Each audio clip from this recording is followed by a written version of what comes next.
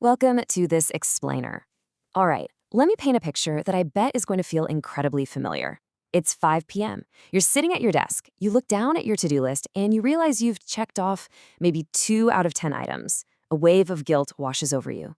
You're sitting there asking yourself, where on earth did all the time go today? Why am I so bad at managing my own life? Well, listen, you absolutely aren't alone. Today, we are going to fix that entirely. We're going to transform you into what I like to call a time scientist, which is going to help you master the life-changing skill of temporal estimation. Let's get started. So let's dive right into our game plan for today.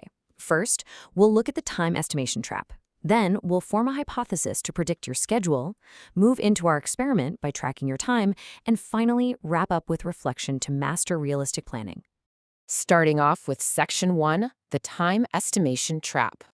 To kick things off, we really need to address this common illusion of time that trips absolutely all of us up. It's the way we just constantly and predictably misjudge our own tasks. Let me ask you, and I want you to be brutally honest with yourself here. Do you ever look at a piece of homework or a quick reading assignment and think it's really only going to take 5 minutes? We all look at a chore and tell ourselves, oh, I'll just knock this out real quick. 5 minutes tops. I will somehow speed read faster than I ever have in my entire life. That right there is what the source material calls the estimation guess. And frankly, it is usually wildly, hopelessly optimistic. Because here is the stark reality check. That quick 5-minute task, yeah, it actually takes 20 minutes. And let's break down the math of this time blindness, because this is where the real compounding damage happens. When you underestimate one single task by 15 minutes, it really doesn't seem like a big deal. You think, whatever, it's just 15 minutes. But what happens when you make that exact same, wildly optimistic guess for 6 different tasks across your morning? Boom. Suddenly by lunch, you are an hour and a half behind schedule. You haven't done anything wrong, you haven't been lazy, but your entire afternoon is now this stressful game of catch-up.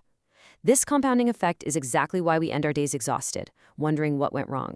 And that brings us directly to the core academic skill we are going to master today: temporal estimation. This simply means developing a highly realistic sense of how long tasks actually take in the real world. It's not about working faster. It's not about finding some magic productivity hack. It's simply about getting your brain's perception of time to finally align with actual reality so that your plans actually match your capacity. Moving on to Section 2, hypothesis, predicting your schedule. What if we stopped viewing our daily to-do lists as these concrete, stressful demands, and instead viewed them simply as scientific hypotheses?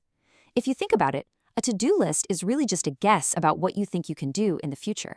So we are going to use 3 core steps as our scientific method for time management. Step 1, the plan. This is your hypothesis of how the day will go. Step 2, the actual. This is the raw data of what really happened. And step 3, reflection. This is where we analyze the gap between the two. Think about a chemist in a lab. If they mix 2 chemicals and it doesn't create the expected reaction, they don't sit on the floor and cry about being a terrible scientist, right? They just write down the result and adjust the formula.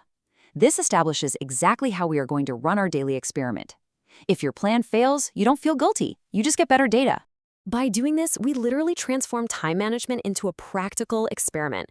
We are completely shifting away from that tedious, rigid scheduling that just makes you feel like a failure when you inevitably fall behind. Instead, we're stepping into active, empowering data collection. This is a massive psychological shift. You're moving from self-judgment to self-compassion. You aren't failing at your schedule, you are just gathering vital data to build a better, more realistic one for tomorrow. All right, let's get into Section 3, experiment, tracking your time. Enter the time diary. This is your primary tool, and it is incredibly powerful. I want you to grab a piece of paper and draw these 3 exact columns: plan, actual, and reflection. Under plan, you write your predicted task. Under actual, you write what you really did. And under reflection, you note why it changed. Now, I want to emphasize, this is not about micromanaging your life forever. It's just a temporary, highly effective audit. I challenge you to use this exact structure for just one single afternoon to track your schedule. To make this experiment work, here is the methodology. First, you need to track your time in granular 15-minute blocks. Why 15 minutes? Well, because a broad block like afternoon hides all the truth. 15 minutes is exactly where the hidden time sinks live. It's that quick check of a social media app that turns into a 45-minute doom-scrolling rabbit hole. Second, you absolutely must record the actual phase honestly. If you stared at a wall for 30 minutes instead of reading, write it down. There is zero judgment here. And finally, treat your afternoon purely as data collection. You are an impartial scientist observing a subject, and that subject just happens to be you.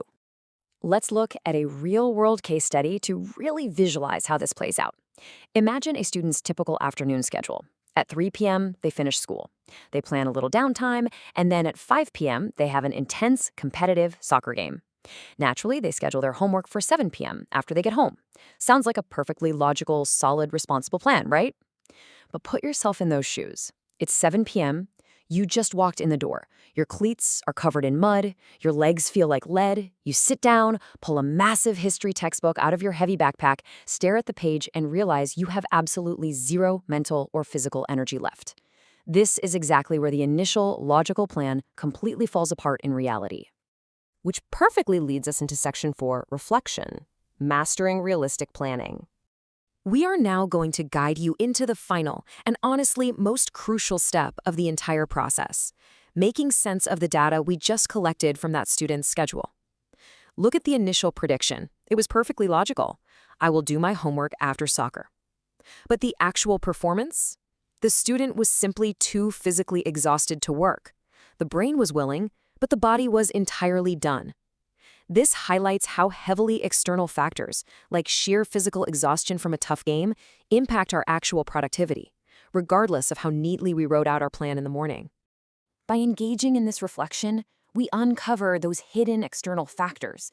We have to acknowledge physical exhaustion not as a moral failing, not as laziness, but as a real, measurable variable in our experiment. It's just a data point.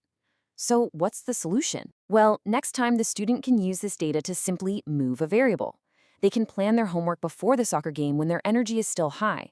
Consistent data collection lets you adjust future routines to create a truly realistic balance between your academic obligations and your downtime. This is exactly why this framework is an absolute game changer.